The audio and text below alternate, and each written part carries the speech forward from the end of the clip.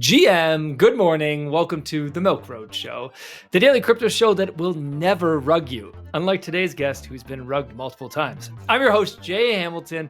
It's Thursday, March the 13th, and I know that you all know that the markets are red, and it's not going so great out there right now. So today we decided to lighten the mood a little bit, maybe take a step back. We're going to talk about markets because we always do.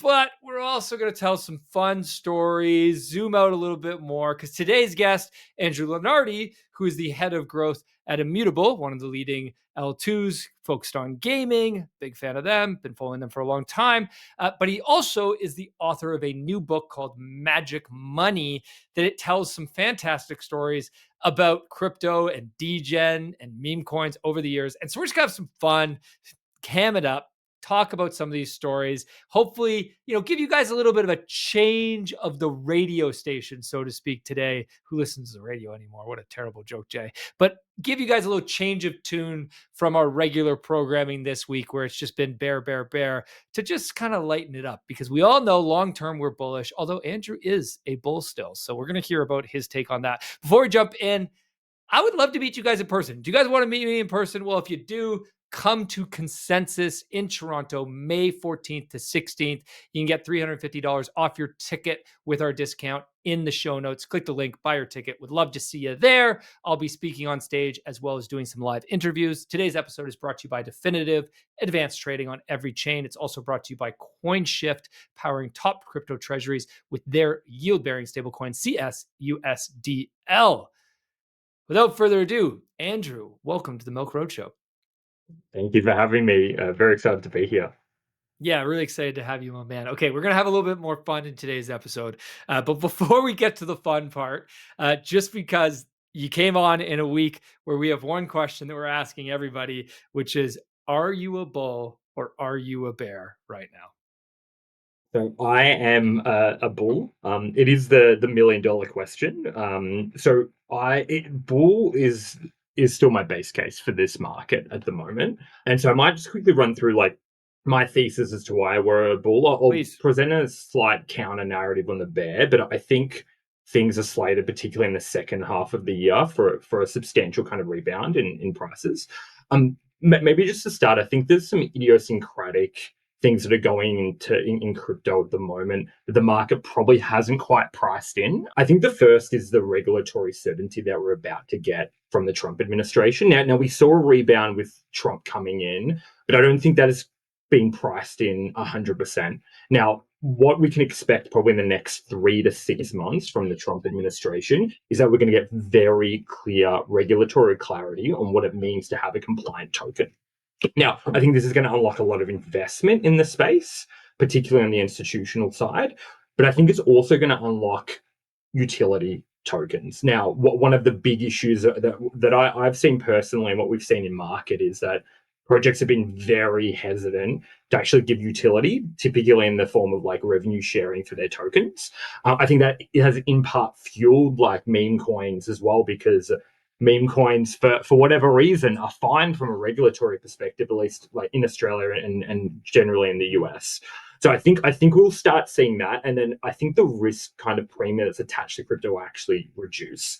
So I think that's probably my first conviction there. The second one, which again I think the markets haven't quite priced in, is that the Trump administration, there's a willingness to back crypto prices, and you've seen this multiple times now. Obviously, Trump, through World Liberty Financial, has got an NFT collection, the Trump coin, has a vested interest in crypto prices. And it seems that the administration views crypto as a market that they can move, probably more than equity markets, which have a lot more factors. And you kind of see this from Eric Trump about crypto. It's like great time to buy, or even timing of press conferences.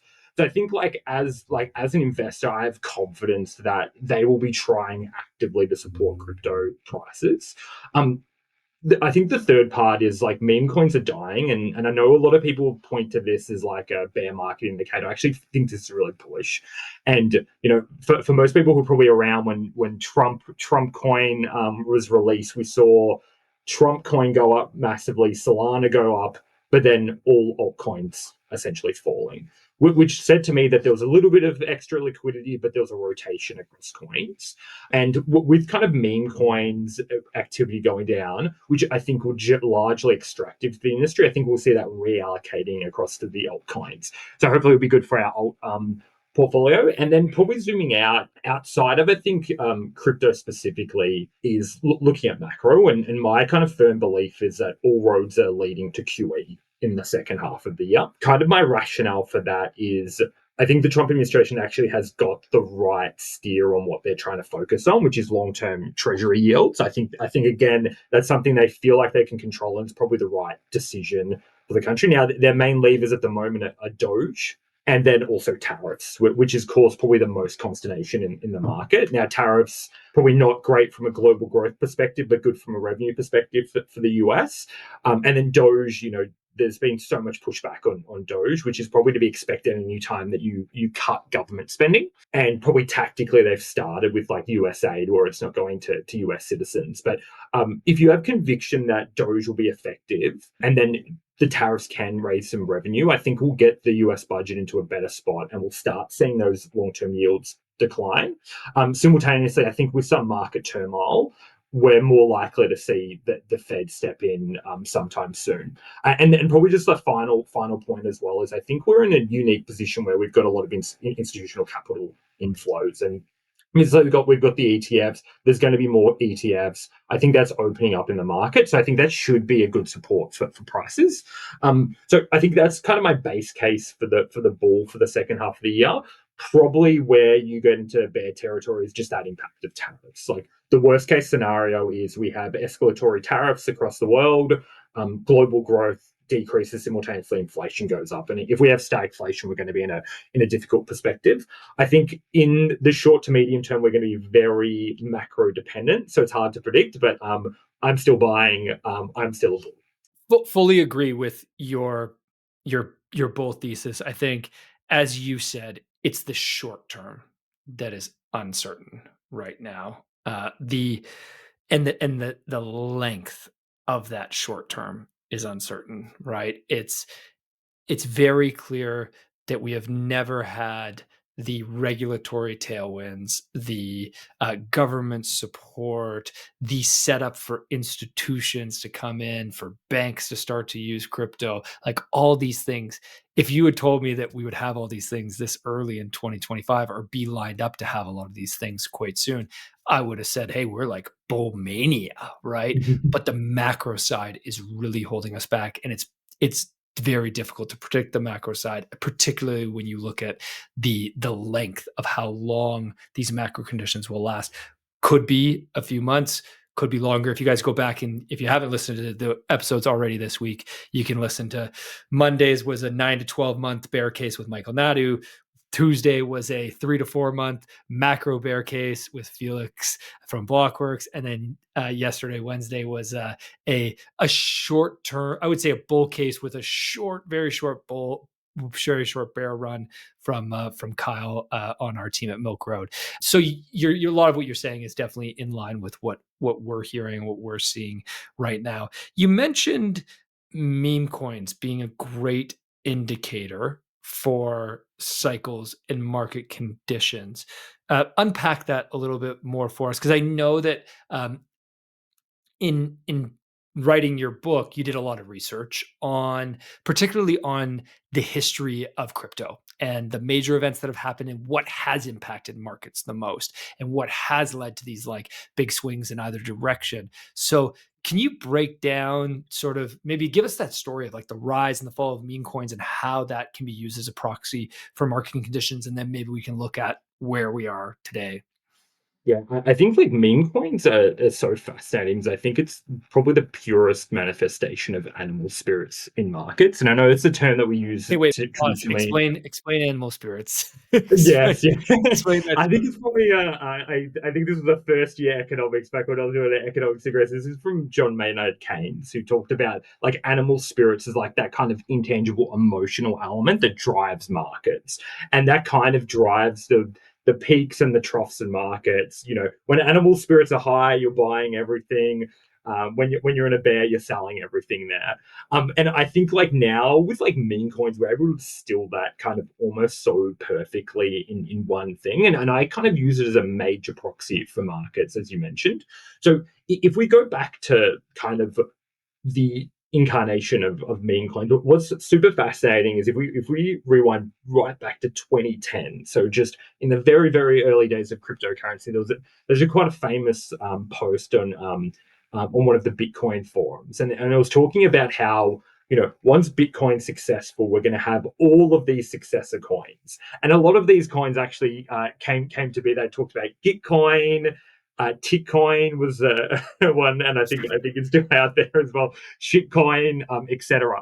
And the central thesis kind of the post was that, you have something like Bitcoin where it's like minting, 50 Bitcoins every couple months. Like, why not just have a coin that can mint 50 coins in a minute and everybody can buy it very quickly? So I think like from the very start, people saw that meme coins could become a thing. And I think it's a very natural thing because I view meme coins as just like another proxy for gambling. And we know humans have gambled for a very long period of time.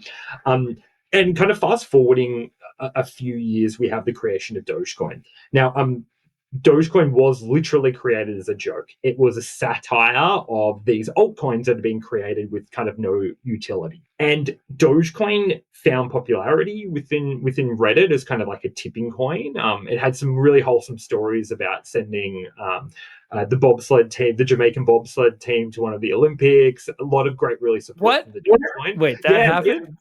This is a little known fact. Yes, they sent they did a fundraising for Doge, and then they sent the Jamaican team to the Winter Olympics. Like literally the cool running story. Unfortunately, they didn't perform very well. I think they came last. But like also like a very positive thing. I think the Dogecoin community has actually been a really strong force for good. I think through kind of its existence, and then it was really with the GameStop saga in kind of 2020 2021 that we really started seeing meme coins explode. I was actually trading very actively at this time. I had a position in Dogecoin.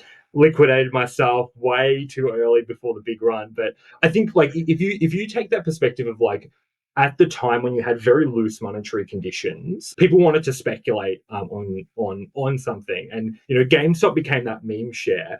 But the virality like ability of crypto is that you can like make a meme coin in seconds now with pump.fun, like no codes required. It can tie directly to the cultural zeitgeist. We saw Luigi Mangione like coin pumping that. Like, it's not possible in traditional markets. I think crypto was like the perfect fertile ground for it. And what you kind of see if you chart back from the previous cycle, Dogecoin went first, and what always happens is we'll have one coin go first, and then there'll be imitators. Probably the biggest imitator from last cycle was SafeMoon, which was this. For people who don't know, was kind of like this somewhat hilarious marketing slogan with SafeMoon. Was we're on a journey safely to the moon. And that was the only marketing it had, and it absolutely pumped and made initial investors a heap of money. All of the founders of those have now been indicted. I think they've actually been prosecuted as well for it. But that was like the start. And then when that fuse was lit, we saw so many different meme coins that went from Safe Moon to Safe Mars and every incarnation that you can see. The next step I kind of see in this is then celebrities start joining in. And last cycle we had the Kim Kardashians of the world. Probably this cycle we've seen more on the political side, but celebrities jump in, and then I think we get to that extractive stage where people are throwing money in left, right, and center, and then that's when we start seeing rug pulls and scams emerge. And last cycle we saw a lot of pump and dump groups. Like, I would be invited to Telegram groups, literally pump and dump group, and people would be selecting coins that they'd all be buying at the same time, and then selling. I think the crazy thing about the pump and dump groups is that it was like almost like Inception. There was layers of pump and dump groups, because it'd be a broader group, and then there'd be an inner group that would actually be deciding before what coin they're going to pump, and they would buy, then tell the outer group. So it'd be layers of kind of scams. So quite horrible. And I think we've kind of seen that play out this cycle as well. I was just going to ask that. Okay, so like, have we seen that? right? Like I think so. I think so. we Like, had Libra, like yeah. I think we saw Libra, and then I think what subsequently came out, particularly in the Solana ecosystem, is that there has been like insiders with knowledge of and running particular meme coins up as well. And I think what happens, and I think it happened last cycle, and the big kind of and I think this gets to the end point, is like the big blow up. I think from last cycle was Squid Token. Now, this was back when Squid Games first came out, obviously super popular. If you think about Squid Games, it is a form of a Ponzi. There's a big reward up there. Every person that dies, they add to the pool. And they launched this Squid token. It pumps at the start, and to everybody's horror, it got rugged. And I think that was like the zenith point of people got fed up with like the extractive nature of the meme coins. So if I kind of summarize like what I look for in kind of meme coins is like that animal spirit is you kind of look one at like a trigger point, and I think it was maybe bonk for this cycle where that really went up. Then you start seeing imitators spawn, and obviously we had pump.fun and heaps of different meme coins that come up. Celebrities come in, we start to get to like max extractive phase, and then we see like a big blow up. But then I think that was Libra in this cycle, and then I think there's a bit of So, but wouldn't that say to you that we're in a bear market, just to play the contrarian then? Yes, yeah. This is, and I recognize some level of contradiction. I think I kind of use it as a little bit of a proxy for like where we are at in the cycle. Now, I think if a bull market does come to pass as I predicted, I think we'll see this repeat again, and we'll see another major blow up with the meme coins. But I kind of look at it as like intra-cycle top. So it's a bit of a checking mechanism when you start seeing this crazy thing. The similar proxy I've got for me is every time I put my portfolio in an Excel, I know I should probably be selling because that's always a cycle top, at least for me, or close to it, intra-cycle. So I kind of use that as a proxy for it. If you're only trading on centralized exchanges, then you're not going to make it. The best traders know the alpha is on-chain. Definitive, founded by Coinbase alums, lets you trade any token on Solana, Base, or any chain all in one platform. What makes Definitive different is its advanced order types. You can execute limit, TWAP, and stop loss completely on-chain. Plus, you get the best prices as your order is routed instantly through every DEX and liquidity pool, getting you up to 19 times lower fees. Trusted by funds, whales, and the milkman himself, now you too can trade like a pro. Milk Road listeners get a tasty glass of milk with zero fees on your first $25,000 at milkroad.definitive.fi. Meet CSUSDL, the stablecoin built for institutions and DAOs. Don't just hold basic stablecoins, earn yield, all without compromising security. Backed by regulated real-world assets and secured with institutional-grade risk management by our friends at Stakehouse Financial, put your treasury cash to work, earning native yields and protocol rewards.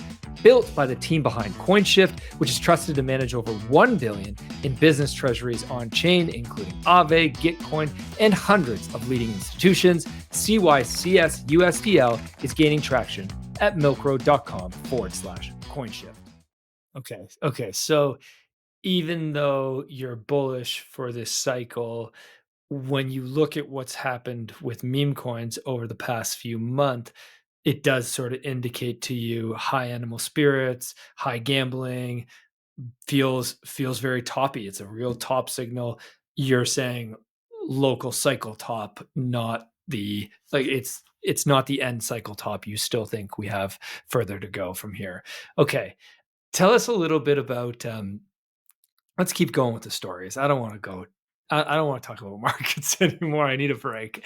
Tell us a little bit about you wrote this book, and you wrote the book because you got rugged, right? That's how this all started. So tell us the story of why you wrote the book, and then I want to talk about some of the stories from the book, because it's almost like a history lesson. Everybody, if you haven't been around since 2010, since the early days, I certainly haven't been around that long. I'm more like 2 cycles now.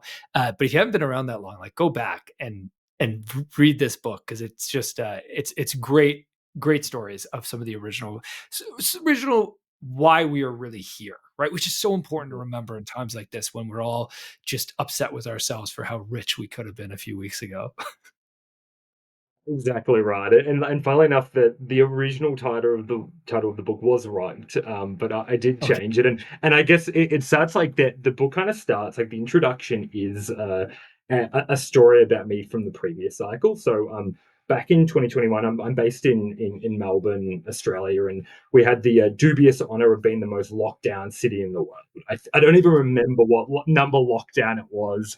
I was working in management consulting at the time, and probably a lot of people maybe who were working kind of in professional services or just like in a professional capacity at that time probably saw their hours increase exponentially combined with there's nothing else to do, so you just have to work.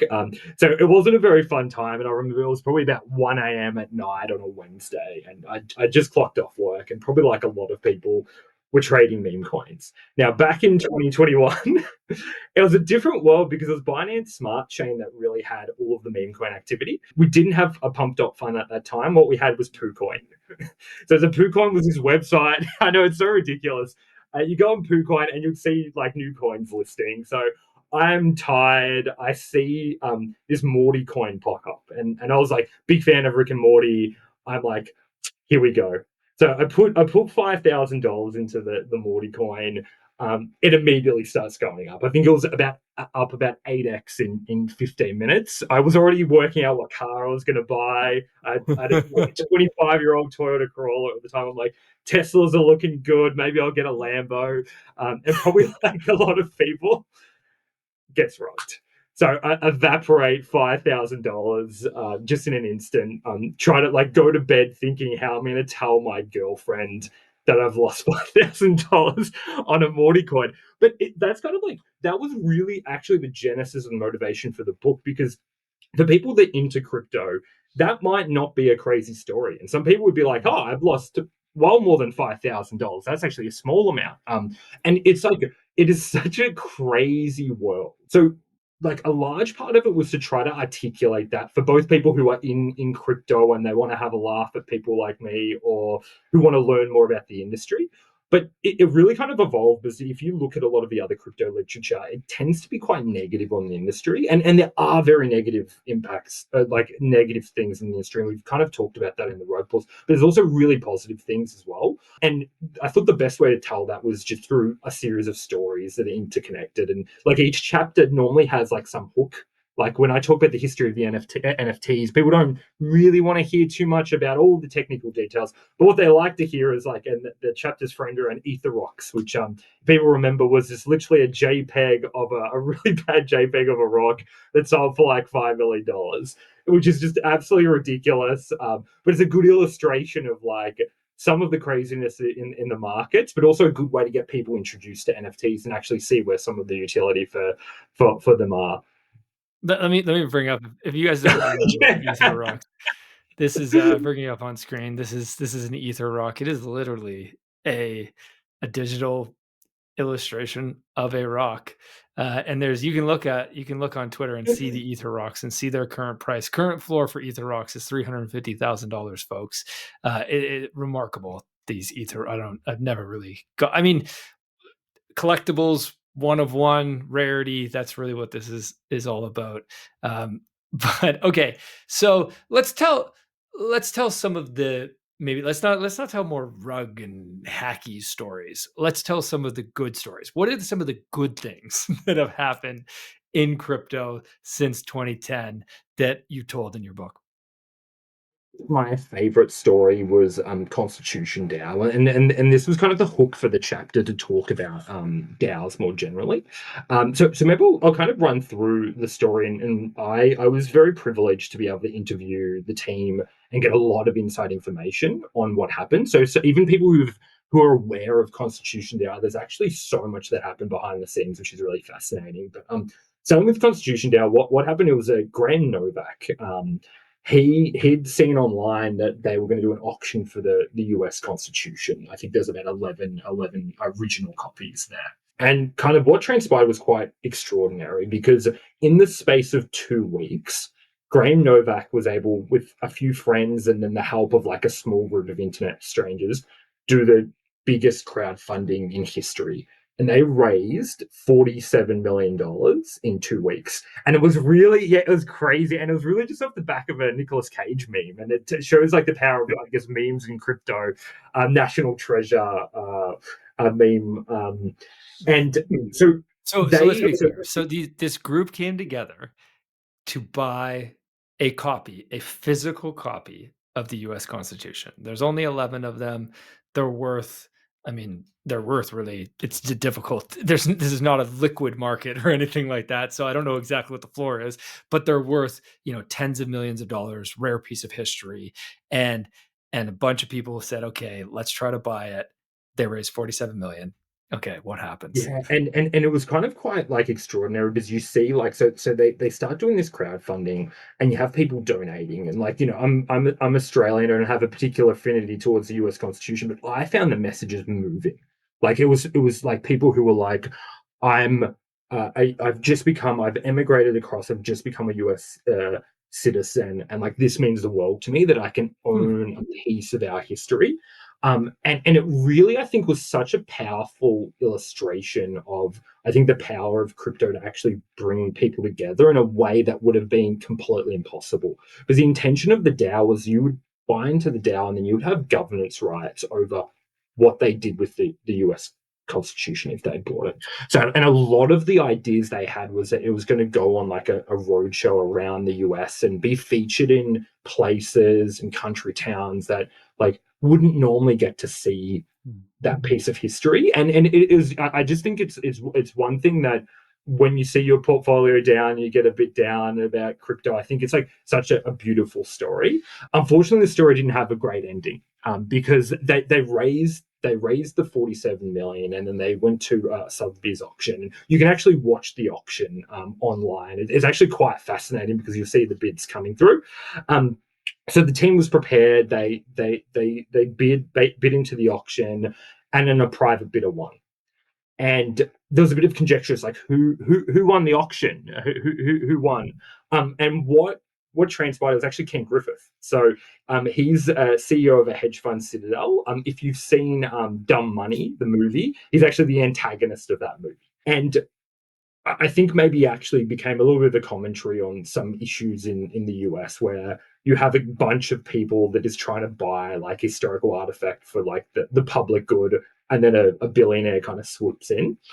What was really interesting that transpired behind the scenes was that Ken Griffith buys the copy of the Constitution. And then, in Graham Novak's words, makes like the most offensive deal that he could possibly imagine because King just didn't really get why they were doing it. So the offer to Constitution DAO, and this part's actually never been made public, is that they said, hey, if you give us $47 million, we'll just mint a copy of the NFT, like mint an NFT of the Constitution. And so like Ken would have been in a very good spot there. So extractive. So extractive. It's so extractive, exactly, and it's kind of like that. I think it was like that part, although it ended on kind of like a sad note. I think going back to what I was saying is such a like positive kind of indication of where we can be for crypto, where like you can participate in a DAO, doesn't matter where you are in the world, how much money you've got, you can still kind of participate and then be part of something greater. And I think it's like a great story to kind of remember in, so sometimes when you're a bit down in the crypto markets. Well, and the irony also is that Citadel recently announced, like 2-3 weeks ago, that they're going to start becoming a market maker for crypto. So, yeah, I mean, and I think back then, they didn't understand it. And as you said, I remember when this happened, and I remember how much the old guard was almost like offended and scared. And this is what happens with any innovation, right? Is the old guard is offended and afraid of the new young innovation, the change, right? They fear the change. And they didn't understand, why would a group of internet strangers want to buy the Constitution? What are they going to do with it? When in fact, as you said, the story really is that like they wanted to do beautiful things with it. They wanted to put it on public display. They wanted to share it with the world. They wanted everyone to be able to see it, not have it be in some, I'm sure it's in a vault somewhere and nobody can see it anymore is probably the case, right? So, a lot of the original ethos of crypto in that story, which is it's so funny because it's like so many of us who have been in the space for a while and been working in the space, yourself included, came in for the tech and for the change and for this, very belief driven, purpose driven viewpoint, not for the speculation of the money. But once you've been here, you get here, you realize, and you can't deny you are here for the money too. Like I'll fully admit that. Like I definitely am here for the money as well. And once you realize that, you really can get jaded by that and get so focused. And that's when, like, in times like this, when markets are tough, when like, and it's scary, like, I say to everybody all the time, like, be safe out there and take care of yourself. And like, if you're down bad, like go talk to a friend, go talk to a family member and all that, because like it can get really dark when all you do is focus on the gambling and the speculation and the money, when there is so many other good things. Okay. Any other stories worth sharing from the book? We don't need to go any, but I got to ask, is there any other ones that are good? Should we tell what about chapter 7? The Web3 game that was played by 2% of the Philippines for a living. Yes, yeah. So obviously, like, I'm in the Web3 gaming space, and if you're not familiar with Axie Infinity, again, this is a crazy story. So Axie Infinity, you can really just think of it as like it's kind of like a quasi like little Pokemon game. You have these little Axie characters that are NFTs, and you kind of create a squad of like 3 of these NFTs, and you play. And then again, like so much of this happens during like COVID lockdowns. Yeah, And was COVID. You're right. yeah. And so like at the time in the Philippines, like unemployment was sky high. And like when you're in these like developing countries that doesn't have the safety nets that maybe in Canada or the US or Australia have, where you can afford to pay people to sit in their homes, like people were out of work and quite desperate. And then the spark that kind of lit it was that there was this game with where you could buy these little Axies and you start earning, tokens from them. So it kind of starts very small, like a couple of people down in the street start playing the game, and then the entire street starts playing the game, and it just explodes. There's so many people, like I said, don't have a job. They're at home. They're playing this game like 24/7, which it was just it went crazy. And as I said, 2% of the adult population at one time was playing this game. Unfortunately, probably like a lot of games like making money off it, right? and Like, making money as well, and like this entire infrastructure built around it. Like there was this yeah. guild concept where essentially, like, if you didn't have enough money to buy the NFTs, because they kept going up, was we'll loan you the NFTs, you play the games, and then we do a split of it. Which is it got absolutely bonkers. Probably not unsurprisingly, the tokenomics and the economy was not sustainable. So we did see a kind of big crash in Axie, but I mean, it's held up very well. And I think yeah, I was surprised, because I remember following it. Like the price has gone down, but the player base is still quite strong, and I think it's still probably like a testament more broadly in Web3 gaming, that there is like people still do love games and they will still play games, although sometimes their primary motivation to start is to make some money. Look at this chart though. Yeah, Here's the Axie chart. So Axie peaked at $157 in November 2021. So that was peak of that bull run, and the market cap was 10 billion. It got up to 10 billion. And today the price is $3, and the market cap is 31 million. Wow. No, sorry, 500 million. 500 million. Oh gosh. Yeah, tough, tough run. But I mean, that's through a bear market. It definitely has not come back as it did in the last run. Mhm. But it is really, really interesting to point out the ways in which the economies that are built around these. And like, I remember hearing stories. First of all, we got to mention that the token that you got from the game was called Sweet Love Potion, which is just the freaking best name ever for a token. And I remember hearing stories of like convenience stores in the Philippines accepting Sweet Love Potion. So you could like go and buy milk with Sweet Love Potion, and you could see like it was a really early, it was too early and it was too soon. And like you said, the tokenomics did not make sense. So it unfortunately collapsed. But it certainly drove a lot of innovation in play to earn and in gaming. And maybe you can tell us more about that. But it also was like the early days of seeing like, oh wow, like crypto can come into other parts of the economy, such as like payments, things that we hadn't really seen yet.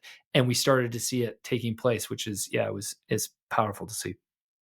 And I think I think the most interesting thing that kind of flowed from that and kind of Web3 gaming in particular is how much people are actually on board. So if we kind of look at crypto penetration across the world, very high in the Philippines, very high in India, very high in Brazil, all kind of Web3 gaming markets. Now there are other reasons why they're using it. Remittances is a really big one, and I think payments being such a positive use case for crypto, but it does have that actually ability to kind of onboard, and I think you see this in a lot of industries. A lot of people kind of start with gaming and they kind of go out from there because gaming is such a massive market.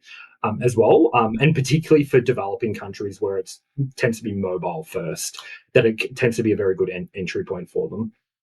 Right.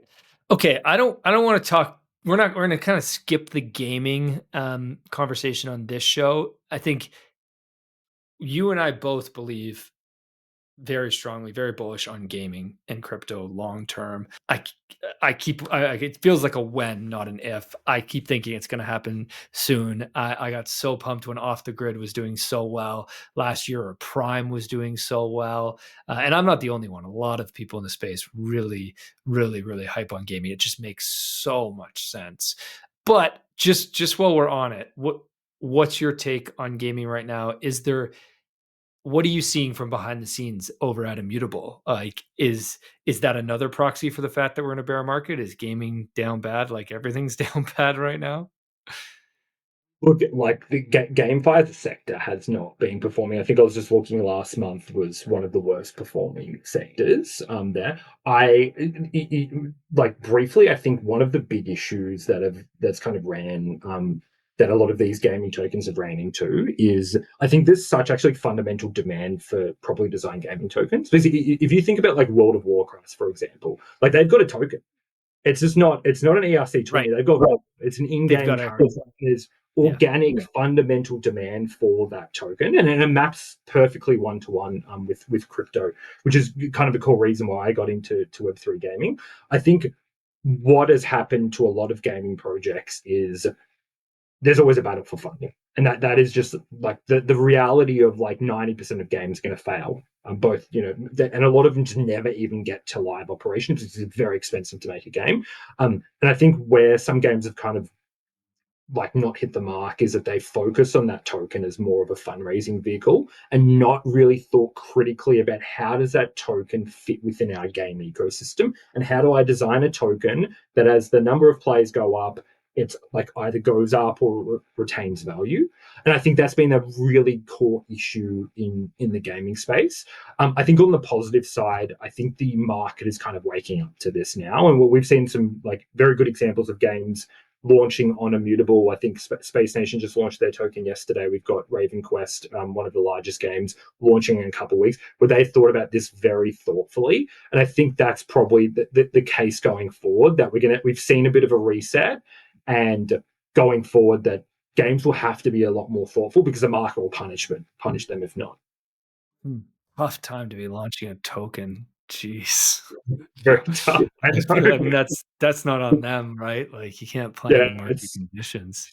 Okay, are you buying anything right now? I gotta ask. You got some degen in you. I feel like you're still buying. What are you what are you buying right now? Unfortunately, I was doing, as I mentioned, putting my numbers into Excel, and the portfolio is not looking good across my 10 different wallets.